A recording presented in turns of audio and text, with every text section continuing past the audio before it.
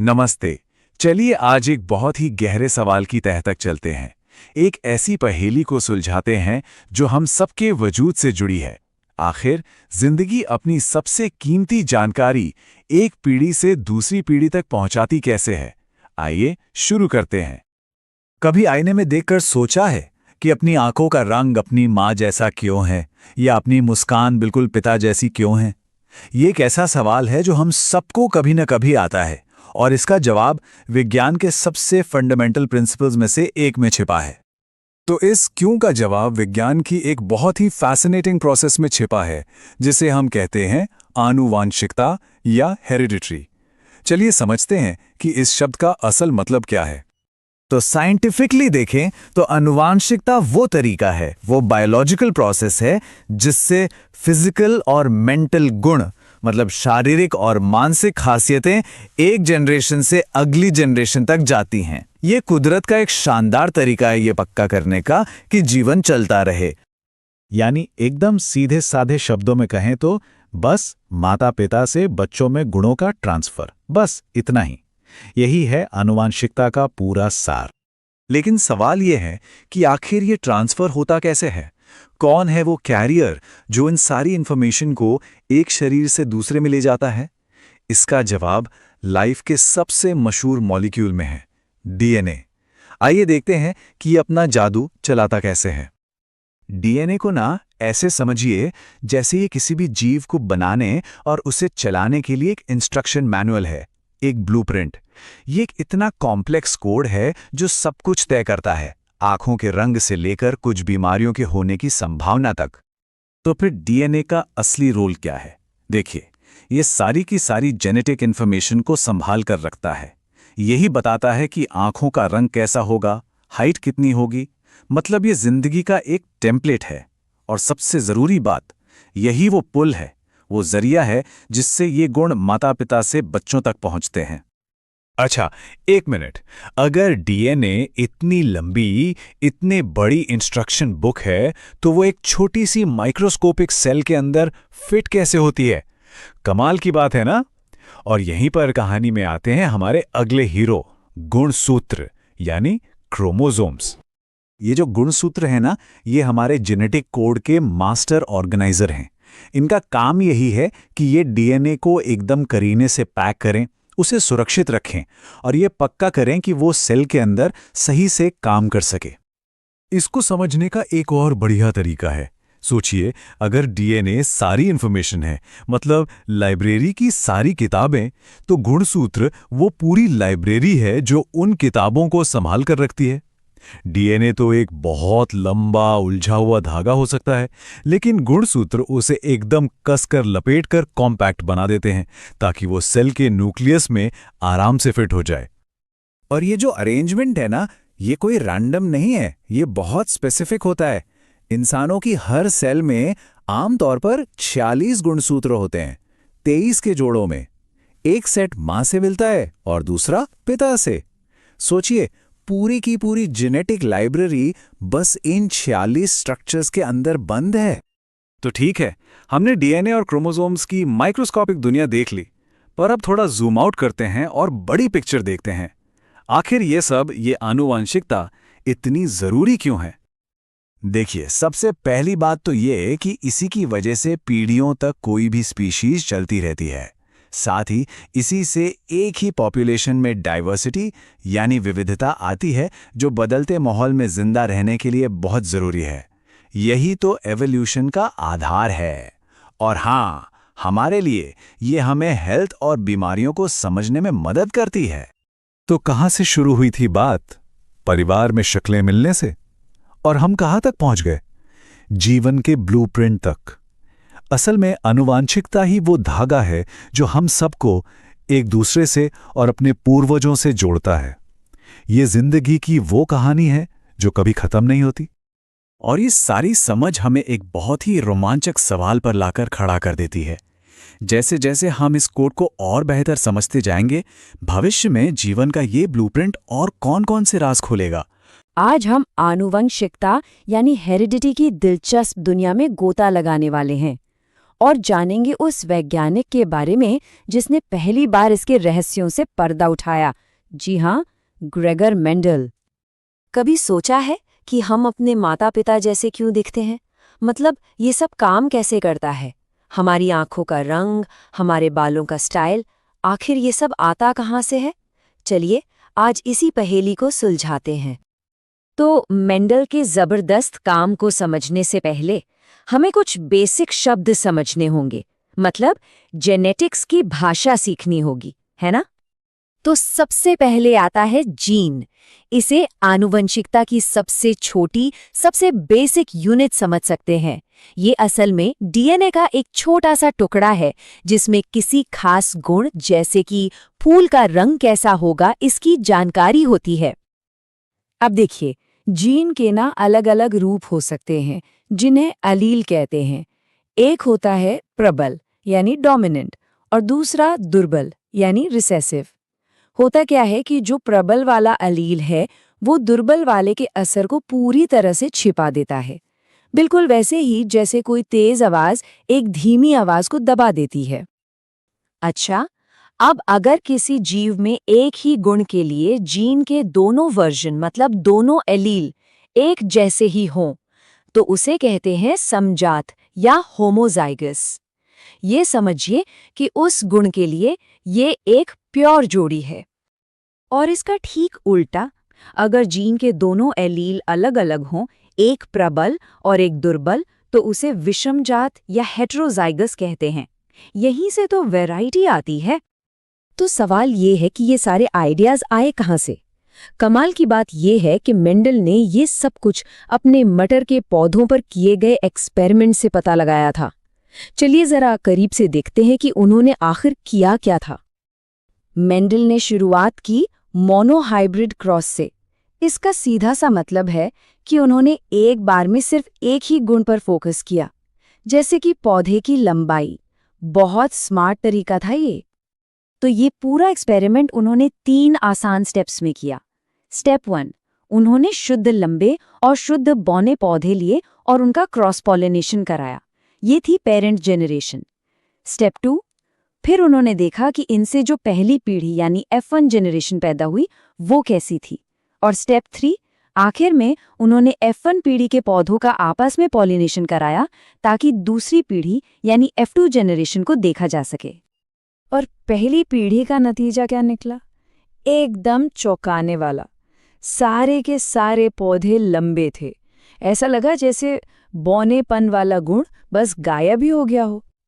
तो सवाल यही था कि आखिर बौनेपन वाला गुण गया कहाँ? क्या वो हमेशा के लिए खत्म हो गया था? और यहीं पर हुआ असली मैजिक। जब F1 जनरेशन के पौधों को क्रॉस कराया गया तो दूसरी पीढ़ी में वो बौनेपन वाला गुण फिर से लौट आया।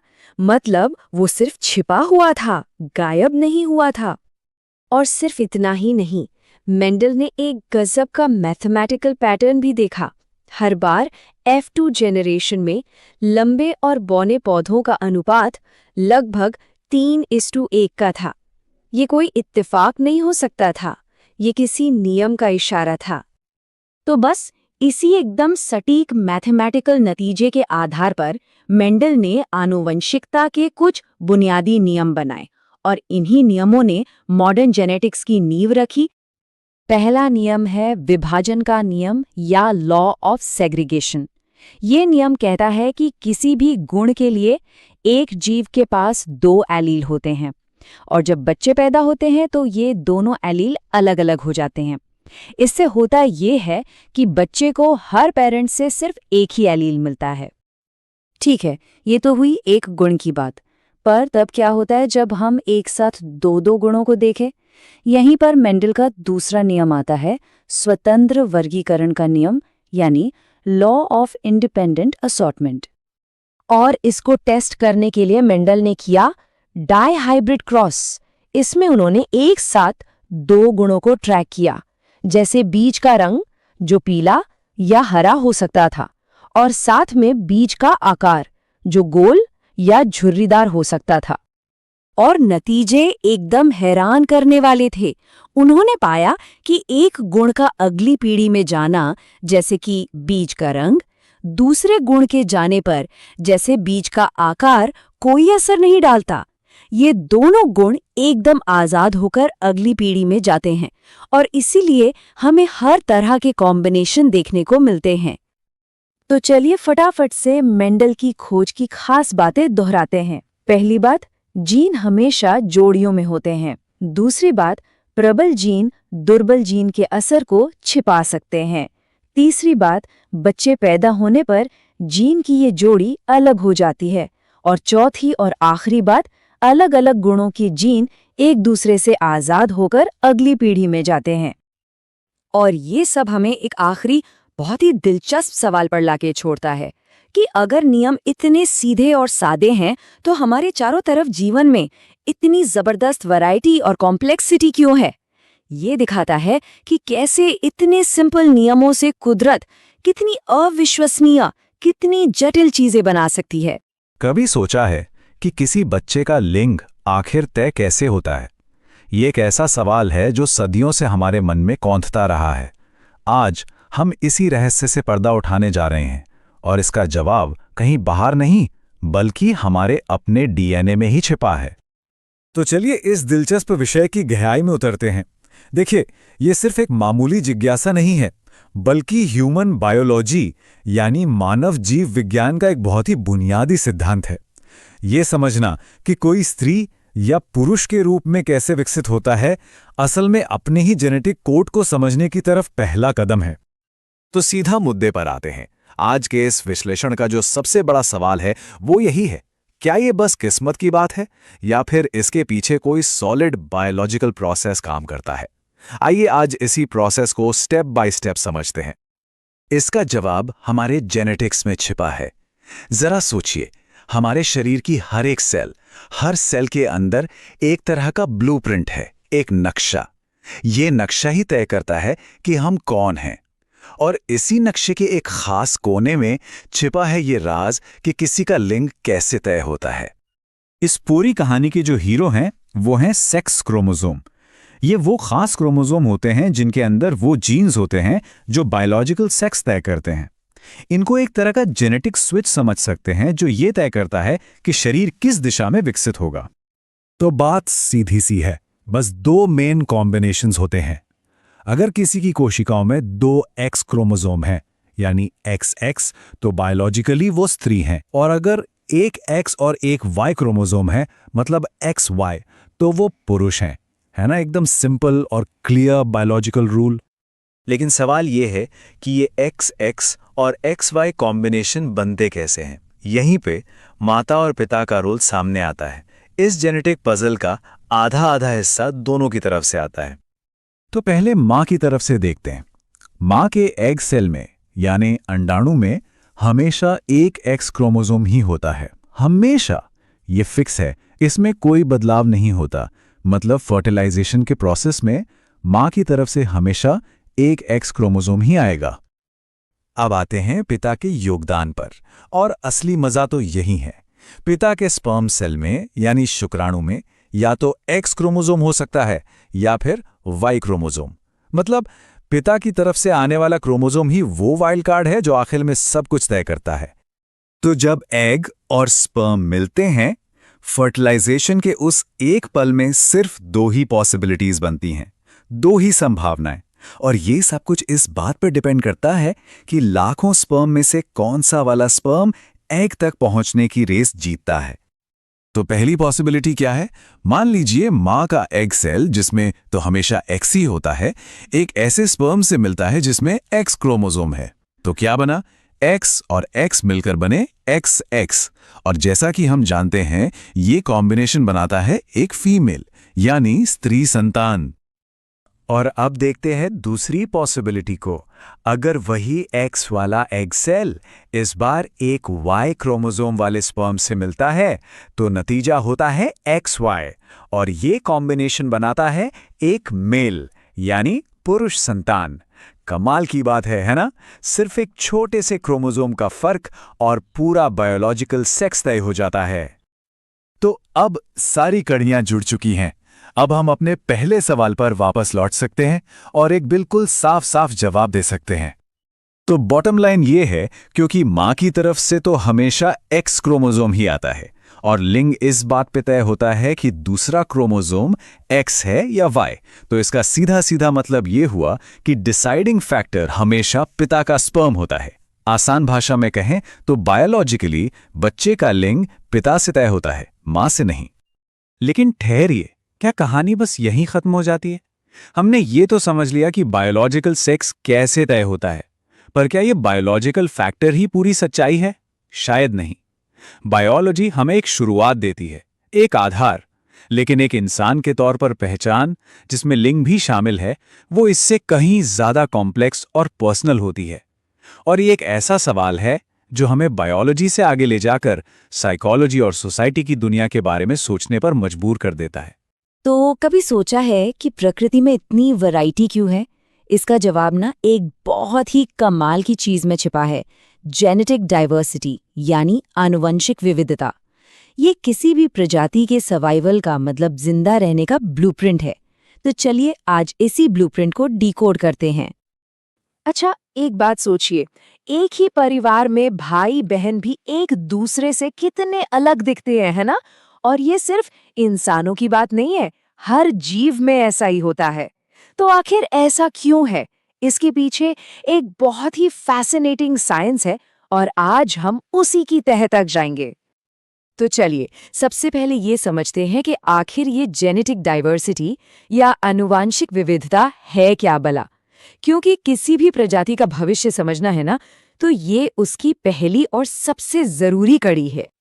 अगर बिल्कुल सिंपल शब्दों में कहें तो ये किसी भी स्पीशीज के अंदर मौजूद सभी अलग अलग जीन्स का एक खजाना है। और ये सिर्फ आंखों के रंग या हाइट जैसी चीजों के बारे में नहीं है, नहीं, ये उन हजारों छुपी हुई क्वालिटीज के बारे में है जो हर जीव को यूनिक बनाती हैं। इसे एक और तरह से सोचिए, मान लीजिए हर जीन एक इंस्ट्रक्शन मैनुअल या गाइड बुक है। तो जितनी ज्यादा तरह की गाइड बुक्स होंगी, उस स्पीशीज के पास मुश्किल सिचुएशन से निपटने के उतने ही ज्यादा ऑप्शंस होंगे, राइट? तो ठीक है, ये तो समझ आ गया कि डाइवर्सिटी जरूरी है, पर सवाल ये है कि ये आती कहाँ से है, मतलब इसका सोर्स क्या है? तो इसका सबसे बड़ा, सबसे फंडामेंटल सोर्स है एक प्रोसेस जिसे हम कहते हैं म्यूटेशन। हाँ, ये सुनने में शायद थोड़ा अजीब लगे, पर ये सच है। नेचर में जो भी नई जेनेटिक इंफॉर्मेशन आती है ना, वो म्यूटेशन से ही आती है। हर नई खूबी, हर नया बदलाव, सब कुछ यहीं से शुरू होता है। यही है डाइवर्सिटी की असली जड़। और देखिए, म्यूटेशन को समझने का सबसे आसान तरीका है ये टाइपो वाली एनालॉजी। जरा सोचिए, जैसे आप कुछ टाइप कर रहे हो और एक लेटर गलत हो जाए, बस बिल्कुल वैसे ही जब डीएनए खुद को कॉपी करता है ना, तो कभी कभी एक छोटी सी रैंडम सी गलती हो जाती है। और ये प्रोसेस ना लगातार चलता रहता है। हर बार जब भी डीएनए की कॉपी बनती है, एक छोटी सी गलती की गुंजाइश हमेशा रहती है। और कभी कभी यही छोटी सी गलती एक बिल्कुल नई खूबी को जन्म दे देती है।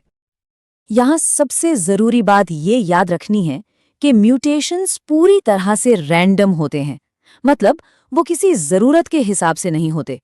ज्यादातर का तो कोई असर नहीं होता या वो नुकसानदायक भी हो सकते हैं, लेकिन कभी-कभी कोई एक म्यूटेशन उस जीव को जिंदा रहने के लिए एक तरह का सुपर पावर दे जाता है। तो देखिए, म्यूटेशन से तो रॉ मटेरियल तैयार होता है, नई जानकारी बनती है, पर एक और जबरदस्त प्रोसेस है जो पहले से मौजूद जानकारी को ही मिक्स एंड मैच करके लाखों नए कॉम्बिनेशंस बना देता है, और वो है सेक्सुअल रिप्रोडक्शन यानी यौन प्रजनन। ये ताश के पत्तों वाला उदाहरण एकदम परफेक्ट है इसे समझने के लिए। सोचिए, म्यूटेशन ताश की गड्डी में नए पत्ते डालता है, इक्का बादशाह कुछ भी, मतलब नई जीन्स। और सेक्सुअल रिप्रोडक्शन क्या करता है? वो हर बार उस गड्डी को फेंटता है, शफल करता है और एक बिल्कुल नई गेम, एक नया हाथ तैयार कर देता है। देखिए, जहां एसेक्सुअल रिप्रोडक्शन में संतान अपने पेरेंट्स की एग्जैक्ट कॉपी मतलब क्लोन होती है, वहीं सेक्सुअल रिप्रोडक्शन में हर संतान अपने पेरेंट्स और भाई बहनों से भी जेनेटिकली अलग होती है। ये तो समझिए कि डाइवर्सिटी बनाने की एक सुपर फास्ट मशीन है। ओके, तो अब तक हमने ये समझ लिया कि डाइवर्सिटी बनती कैसे है, म्यूटेशन से, सेक्सुअल रिप्रोडक्शन से। ठीक है, पर अब आते हैं सबसे बड़े सवाल पर। तो क्या मतलब इससे फर्क क्या पड़ता है? ये किसी भी स्पीशीज के लिए इतनी क्रूशियल क्यों है? चलिए अब इस पूरी पहेली के सबसे दिलचस्प हिस्से पर चलते हैं कि इस सारी वैरायटी का, इस जेनेटिक डाइवर्सिटी का आखिर फायदा क्या है। आइए एक सिचुएशन इमेजिन करते हैं। मान लीजिए एक जंगल में अचानक कोई नई बहुत ही खतरनाक बीमारी फैल जाती है। अब सवाल ये है कि उस जंगल के पेड़ों का भविष्य किस बात पर टिका होगा? ये जो टेबल है ना, ये पूरी कहानी साफ कर देती है। देखिए, जिस पॉपुलेशन में जेनेटिक डाइवर्सिटी कम है, वो बीमारी के सामने शायद टिक नहीं पाएगी। हो सकता है पूरी की पूरी खत्म हो जाए। लेकिन जिस पॉपुलेशन में खूब सारी डाइवर्सिटी है, वहाँ बहुत ज़्यादा चांस है कि कुछ इंडिविजुअल्स के पास उस बीमारी से लड़ने वाले जीन्स मौजूद हों। वो बच जाएंगे और अपनी अगली पीढ़ी को वो जीन्स पास ऑन करेंगे। और बस यही इस पूरी बात का निचोड़ है। जेनेटिक डाइवर्सिटी सिर्फ अलग-अलग रंग या साइज के लिए नहीं है। नहीं, ये तो समझिए प्रकृति की इंश्योरेंस पॉलिसी है। ये किसी भी स्पीशीज को बदलते हुए माहौल, नई चुनौतियों और अनजान खतरों से लड़ने की ताकत देती है। तो आखिर में बस यही सवाल रह जाता है, इस लगातार बदलती दुनिया में सर्वाइवल के लिए, जिंदा रहने के लिए सबसे बड़ी ताकत क्या है? एक जैसा होना या फिर अलग-अलग होना?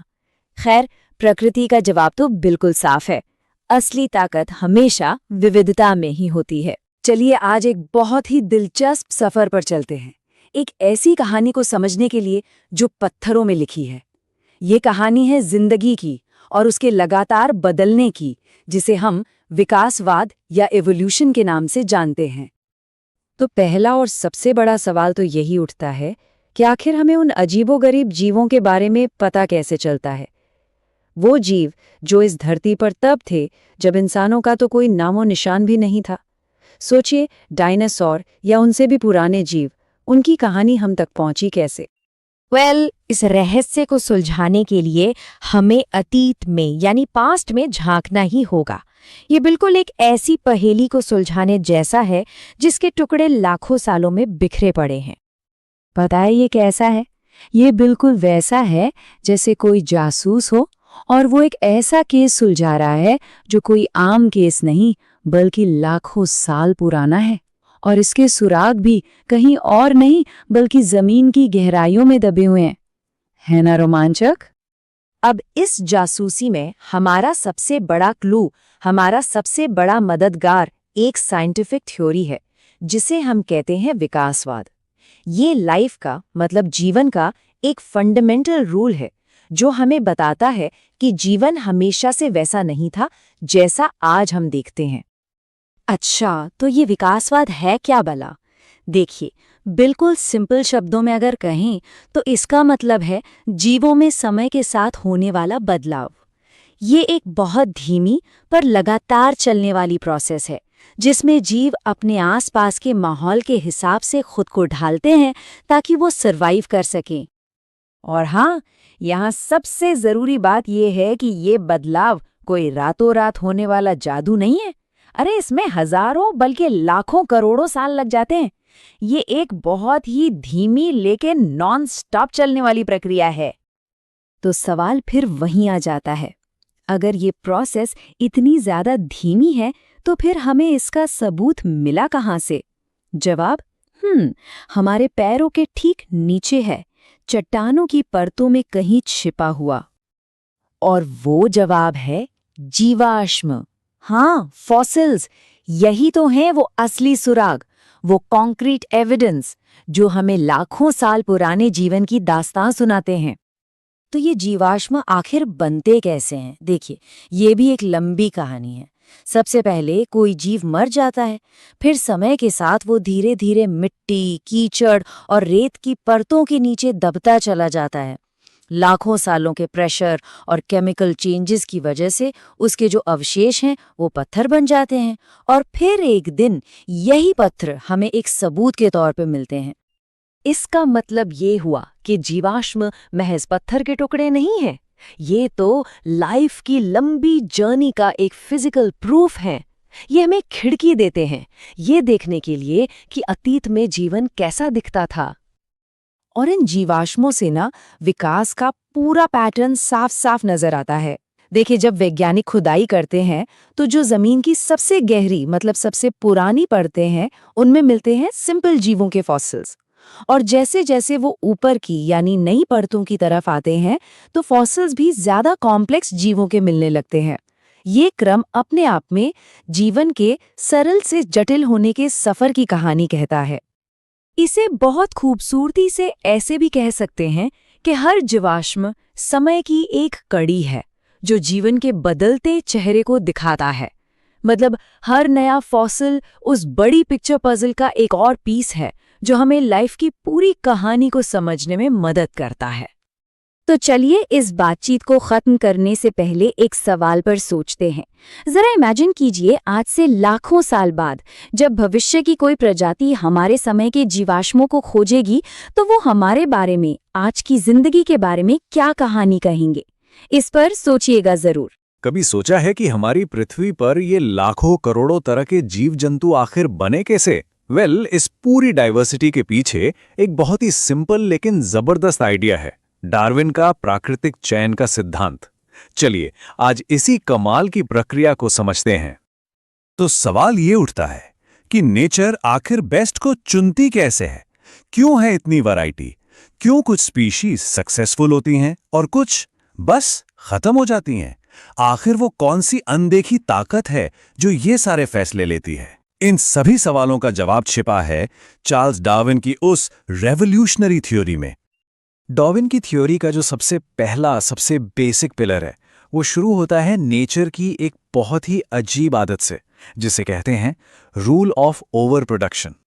इसका मतलब सीधा सा है कि हर जीव इतने ज्यादा बच्चे पैदा करता है जितने असल में सरवाइव कर ही नहीं सकते। सोचकर देखिए, एक अकेली मछली लाखों अंडे दे सकती है, एक पेड़ हजारों बीज बिखेर सकता है। मतलब नेचर हर जनरेशन में जिंदगी की एक बाढ़ सी ले आती है।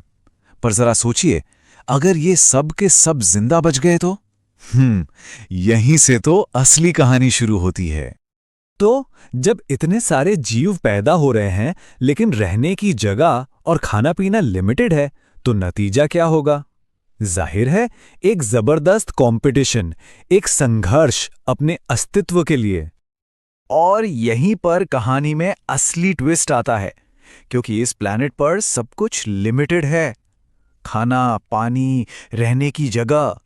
तो जब जिंदगी की वो बाढ़ आती है ना, वो सीधा इन लिमिटेड रिसोर्सेज की दीवार से टकराती है और फिर शुरू होता है एक भयानक कंपटीशन। और ये जो स्ट्रगल है ना, ये हर लेवल पर है।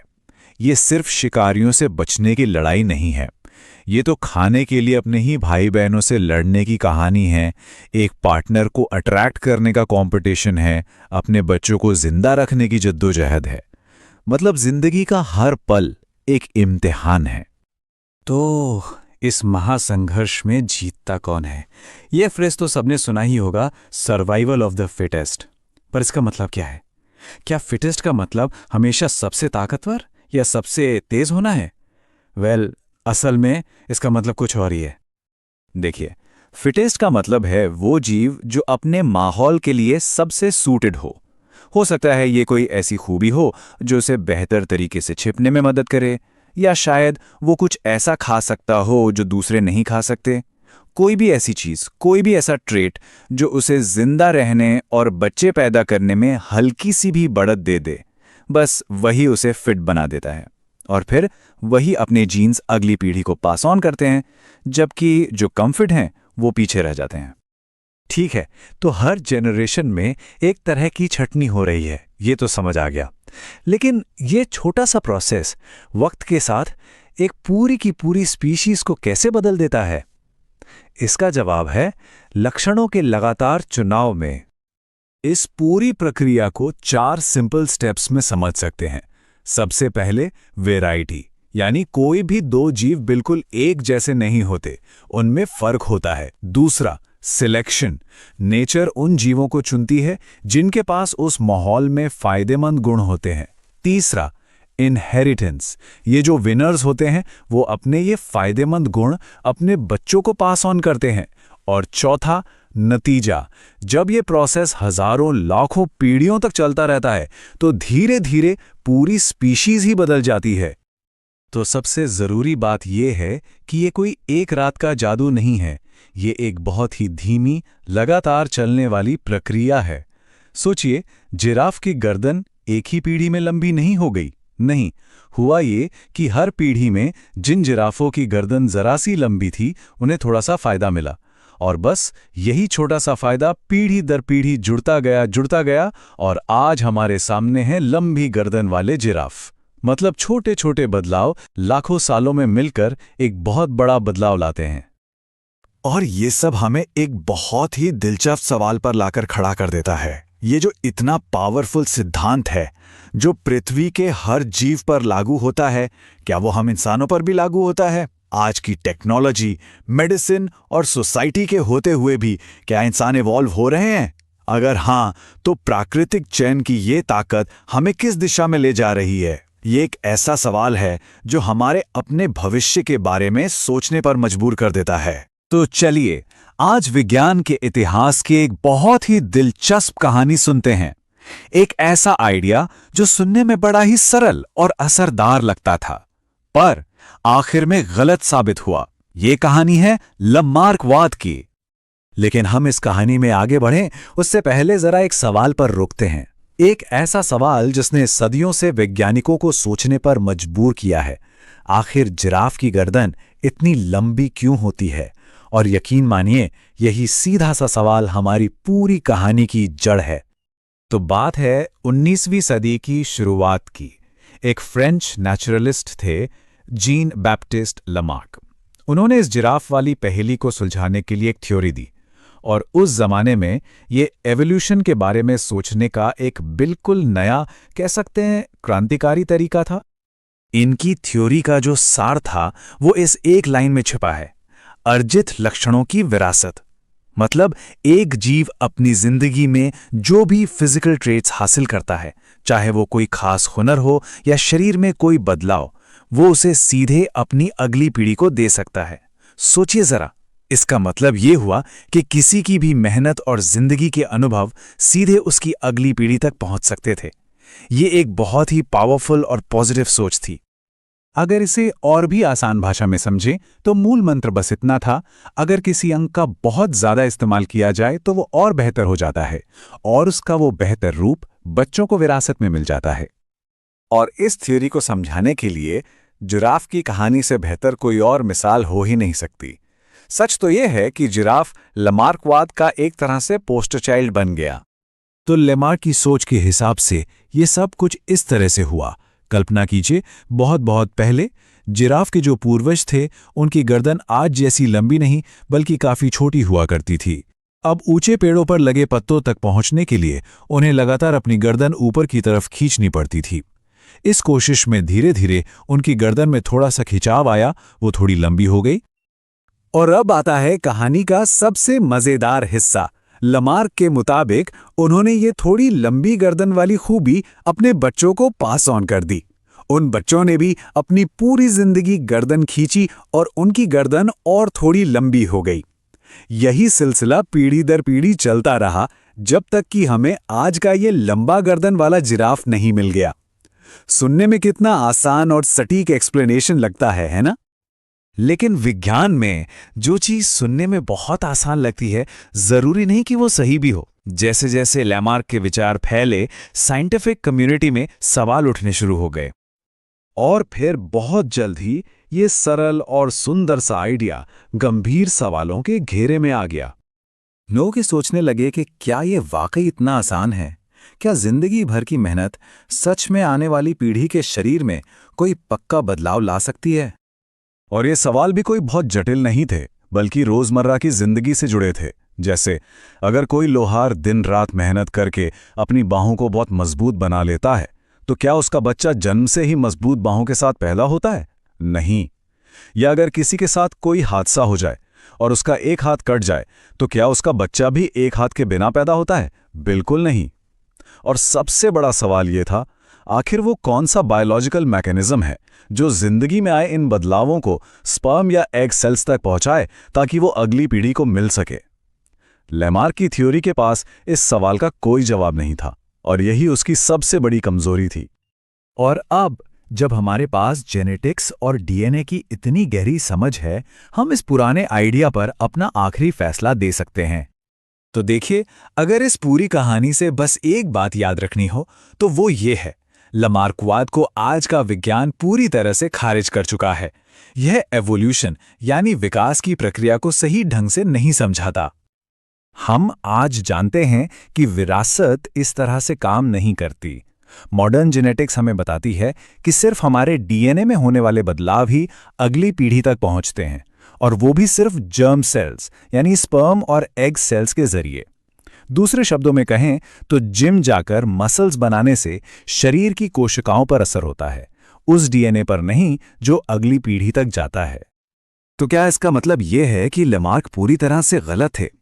एक तरह से देखें तो हाँ, लेकिन उनकी थ्योरी सिर्फ एक गलती नहीं थी, ये विज्ञान की तरक्की में एक बहुत जरूरी कदम था।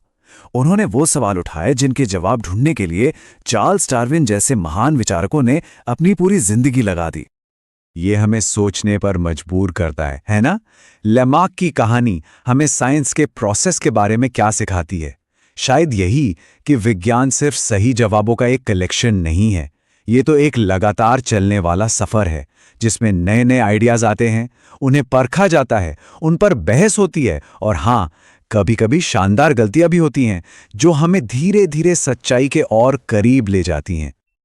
तो इवोल्यूशन यानी विकास, ये सिद्धांत आखिर किन सबूतों पर टिका है? आज हम इसी की गहराई में उतरने वाले हैं। बिल्कुल जासूसों की तरह हम उन सुरागों को जोड़ेंगे जो इस पूरी कहानी को सच बनाते हैं। तो चलिए शुरू करते हैं। अच्छा, तो हमारा रोड मैप क्या है? सबसे पहले एक बड़ा सवाल, फिर हम देखेंगे शारीरिक बनावट में छिपे सुराग, उसके बाद भ्रूण के अंदर के राज, फिर चलेंगे करोड़ों साल पीछे जीवाश्मों की दुनिया में, और आखिर में इन सारी कड़ियों को जोड़कर देखेंगे कि पूरी तस्वीर क्या बनती है। तो चलिए सबसे पहले उस एक बड़े सवाल से शुरू करते हैं, वो सवाल जो एवोल्यूशन की पूरी समझ का, कह सकते हैं कि सेंटर पॉइंट है, और हमारी आज की पूरी पड़ताल का बेस भी। अब जरा एक मिनट के लिए सोचिए, एक तरफ इंसान का हाथ है, कुछ भी पकड़ने के लिए, लिखने के लिए, बनाने के लिए, और दूसरी तरफ एक चमगादड़ का पंख, उड़ने के लिए। इन दोनों में भला क्या एक जैसा हो सकता है? मतलब पहली नजर में तो लगेगा कुछ भी नहीं, है ना? लेकिन यकीन मानिए, यही सवाल हमें हमारे पहले और सबसे मजबूत सबूत की तरफ ले जाएगा। और उस सवाल का जवाब कहीं और नहीं बल्कि जीवों की शारीरिक बनावट, उनके अनाटमी में ही छिपा है। और यही है हमारा पहला पिलर। चलिए जरा गौर से देखते हैं कि ये हड्डियां आखिर क्या कहानी सुना रही हैं। यहां पर एक बहुत ही मजेदार कॉन्सेप्ट आता है जिसे कहते हैं होमोलोगस ऑर्गन्स यानी समजात अंग। अब ये क्या है? ये वो अंग हैं जिनकी आप कह सकते हैं कि बेसिक डिजाइन या बनावट एक जैसी होती है, लेकिन उनके काम बिल्कुल अलग होते हैं। मतलब ढांचा एक पर काम अनेक। और अब जरा इस इमेज को देखिए, ये वाकई कमाल है। इंसान का हाथ, चमगादड़ का पंख, व्हेल का फ्लिपर और घोड़े का अगला पैर। बाहर से देखने में ये सब कितने अलग हैं, है ना? पर अंदर झांकें तो इनकी हड्डियों का पैटर्न वो बिल्कुल एक जैसा है। वही ह्यूमरस, वही रेडियस, वही अल्ना, सारी हड्डियां वही हैं, बस उनका साइज और शेप जरूरत के हिसाब से बदल गया है। ये कितना मजबूत इशारा है कि इन सब का कोई कॉमन पूर्वज, एक कॉमन एंसेस्टर रहा होगा जिसका बेसिक बॉडी प्लान वक्त के साथ अलग अलग माहौल में ढल गया। अच्छा, इस बात को और क्लियर करने के लिए होमोलोगस ऑर्गन्स की तुलना एनालोगस ऑर्गन से करना बहुत जरूरी है। देखिए, होमोलोगस ऑर्गन्स यानी समजात अंग एक कॉमन पूर्वज से आते हैं, मतलब इनका स्ट्रक्चर एक जैसा है, जबकि एनालॉगस ऑर्गन्स की बनावट, उनका स्ट्रक्चर बिल्कुल अलग होता है, भले ही उनका काम एक जैसा क्यों ना हो। सबसे बड़ा फर्क है कॉमन पूर्वज का। तो ये एनालॉगस ऑर्गन्स क्या हैं? ये वो हैं जिनकी बनावट और ओरिजिन तो अलग अलग है, पर काम एक जैसा करते हैं। सबसे बढ़िया एग्जाम्पल है तितली का पंख और किसी चिड़िया का पंख। सोचिए, तितली का पंख काइटिन की एक पतली सी झिल्ली है, वहीं चिड़िया का पंख हड्डियों, मांस और परों का एक कॉम्प्लेक्स स्ट्रक्चर है। दोनों ही उड़ने के काम आते हैं, पर उनकी इंजीनियरिंग वो जमीन आसमान का फर्क है। ये दिखाता है कि एवोल्यूशन ने एक ही प्रॉब्लम यानी उड़ने की प्रॉब्लम को सॉल्व करने के लिए बिल्कुल अलग अलग रास्ते निकाले। ठीक है, तो शारीरिक बनावट की बात हो गई। अब चलते हैं हमारे दूसरे पिलर की तरफ, और इसके लिए हमें झांकना होगा जीवन के बिल्कुल शुरुआती पलों में। क्या किसी ने सोचा है कि एक भ्रूण में, एक एम्ब्रियो में एवोल्यूशन के कितने गहरे राज छिपे हो सकते हैं? ये जो सामने दिख रहा है, ये सच में दिमाग घुमा लेने वाला है।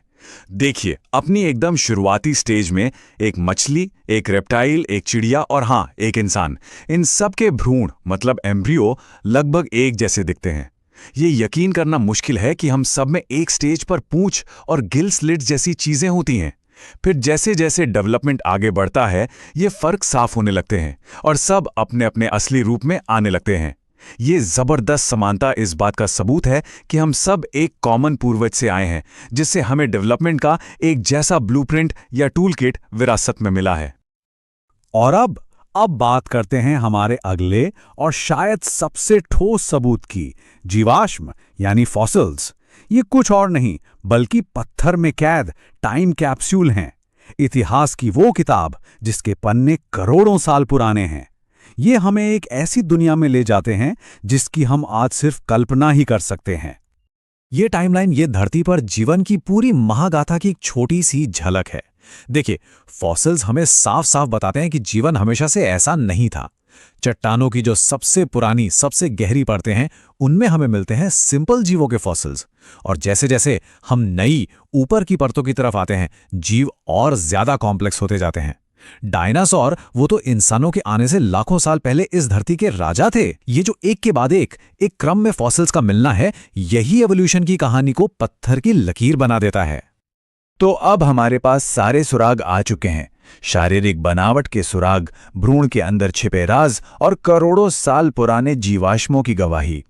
अब वक्त है इन सब टुकड़ों को जोड़ने का। देखते हैं कि ये सब मिलकर क्या तस्वीर बनाते हैं। और यहां सबसे मजबूत बात यह है कि ये कोई एक अकेला सबूत नहीं है, नहीं, बल्कि शारीरिक बनावट यानी एनाटॉमी, भ्रूण विज्ञान यानी एम्ब्रियोलॉजी और जीवाश्म यानी फॉसिल्स, ये तीनों पिलर बिल्कुल अलग अलग एंगल से एक ही कहानी सुना रहे हैं। ये बिल्कुल वैसा है जैसे तीन अलग अलग डिटेक्टिव जिन्होंने कभी एक दूसरे से बात नहीं की, वो तीनों एक ही मुजरिम का नाम ले रहे हों। सबूतों का यही मेल, यही तालमेल एवोल्यूशन की थ्योरी को इतना पावरफुल और भरोसेमंद बनाता है। और ये सारी बातचीत हमें एक बहुत ही दिलचस्प सवाल पर लाकर खड़ा कर देती है। देखिए, एवोल्यूशन सिर्फ गुजरे हुए कल की कहानी नहीं है, ये आज भी हो रहा है, इसी पल। तो फिर ये सोचना चाहिए कि आज के जीव जंतु और हाँ, हम इंसान भी भविष्य के लिए कौन से सुराग छोड़कर जा रहे हैं। लाखों साल बाद जब कोई हमारे फॉसिल्स को देखेगा तो वो हमारी क्या कहानी पढ़ेगा। आज हम एक ऐसी जबरदस्त ताकत के बारे में जानेंगे जिसने हमारे आसपास की दुनिया को, कह सकते हैं, पूरी तरह से बदल दिया है। इसका नाम है कृत्रिम चयन। तो चलिए इस दिलचस्प सफर की शुरुआत करते हैं। और इसकी शुरुआत हम करेंगे हमारे सबसे प्यारे 4 पैरों वाले दोस्तों से, यानी कुत्तों से। क्योंकि यकीन मानिए, इनकी दुनिया में एक बहुत बड़ा और दिलचस्प राज छिपा है। कभी सोचा है इस बारे में? एक तरफ एक विशाल ग्रेट डेन और दूसरी तरफ एक इतना छोटा सा चिहुआहुआ। ये दोनों असल में एक ही प्रजाति के हैं। जी हां, कैनिस लूपिस फेमिलियारिस। वैज्ञानिक तौर पर ये सब एक ही परिवार का हिस्सा है। है ना कमाल की बात? एक को देखकर लगता है कि उसे शिकार के लिए बनाया गया है, दूसरे को बस गोद में प्यार करने के लिए। तो सवाल यह है कि आखिर इतना बड़ा फर्क आया कहां से? इसका जवाब ना प्रकृति के किसी जादू में नहीं है। ये तो हजारों सालों से चले आ रहे इंसानों और जानवरों के रिश्ते में छिपा है, हमारी अपनी पसंद और नापसंद में। तो फिर कुत्तों में ये जो इतनी अलग अलग किस्में हैं, इनके पीछे आखिर हाथ किसका है? जवाब बहुत सीधा है, हमारा, हम इंसानों का। देखिए, हजारों हजारों सालों से इंसान अपनी ज़रूरतों और अपनी पसंद के हिसाब से चुनाव करते आए हैं। ये कोई नई बात नहीं है, ये तो हमारी सभ्यता की कहानी का एक बहुत ही अहम हिस्सा रहा है। जरा सोचिए, जब हमारे पूर्वजों ने भेड़ियों को पालतू बनाना शुरू किया होगा तो उन्होंने क्या किया होगा? उन्होंने सबसे शांत, सबसे वफादार भेड़ियों को अपने पास रखा होगा, है ना? और जो आक्रामक थे उन्हें दूर भगा दिया। अब हुआ ये कि जो वफादार जानवर थे उनके बच्चों में भी वफादारी के गुण ज्यादा आए, और बस यही सिलसिला हजारों सालों तक चलता रहा, और नतीजा आज के हमारे प्यारे पालतू कुत्ते।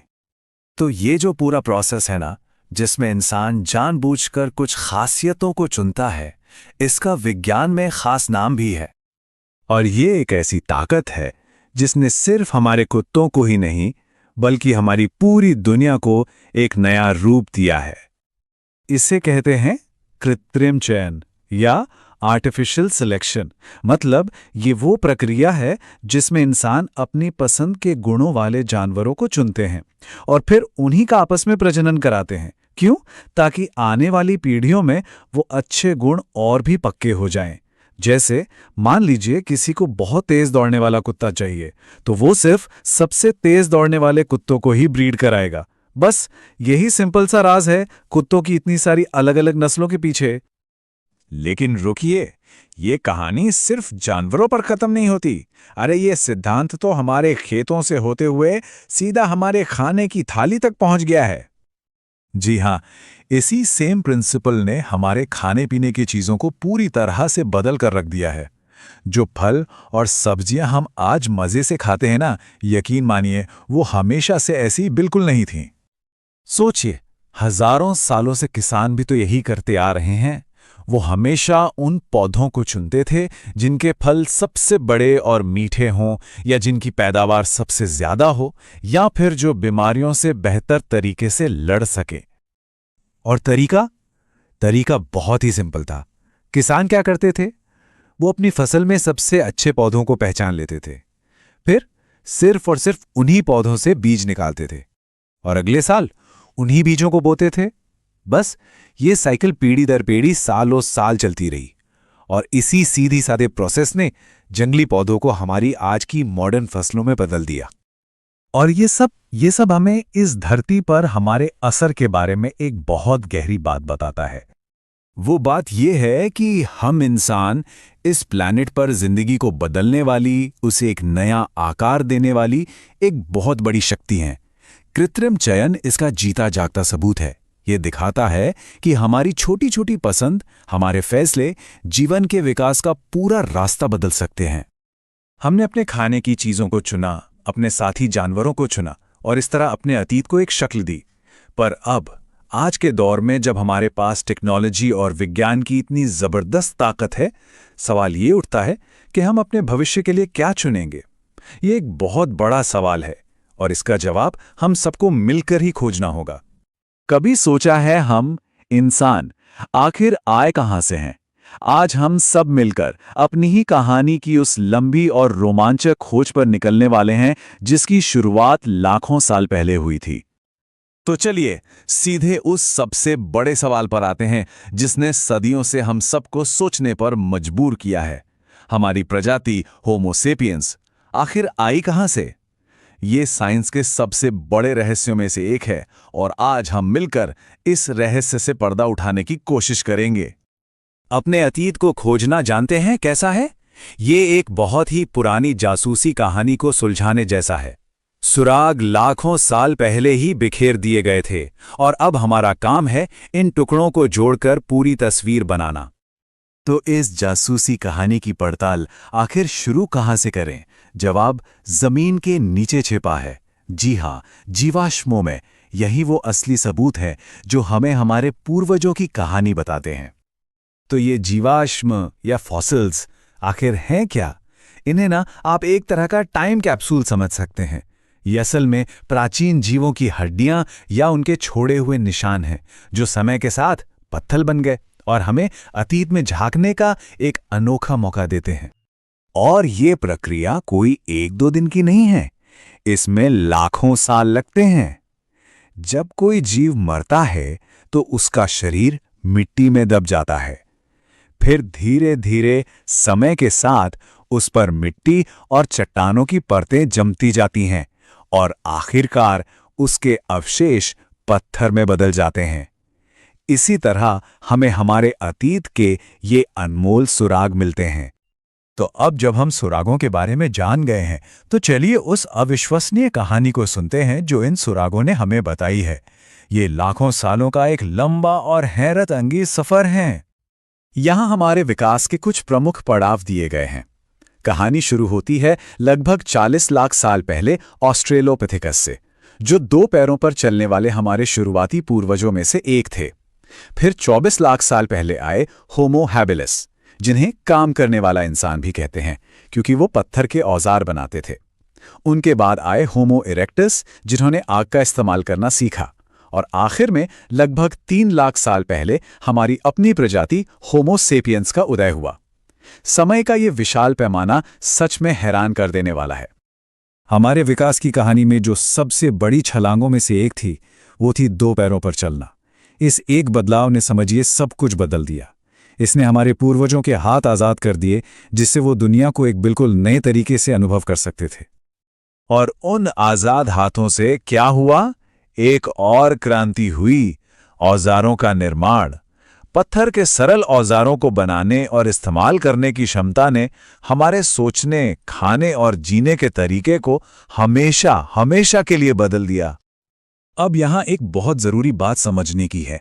मानव विकास की कहानी वैसी बिल्कुल नहीं है जैसी अक्सर फिल्मों में दिखाई जाती है। ये कोई सीधी सड़क नहीं है, बल्कि कुछ और ही है। अक्सर हम विकास को एक सीधी लाइन में सोचते हैं, है ना? जैसे एक बंदर से धीरे धीरे इंसान बन गया। लेकिन ये एक बहुत बड़ी गलतफहमी है। असलियत इस विशाल शाखाओं वाले पेड़ की तरह है, जिसकी कई कई टहनियां हैं। इसका मतलब क्या है? मतलब ये कि इतिहास में कई बार ऐसा हुआ जब इंसानों की कई अलग अलग प्रजातियां एक ही समय में पृथ्वी पर रहती थीं। सोचिए, एक ऐसी दुनिया जहां हम अकेले नहीं थे। उनमें से कई प्रजातियां वक्त के साथ विलुप्त हो गईं। वो विकास के पेड़ की सूखी टहनियां बन गईं। हम होमो सेपियंस उस पेड़ की एकमात्र जीवित शाखा हैं।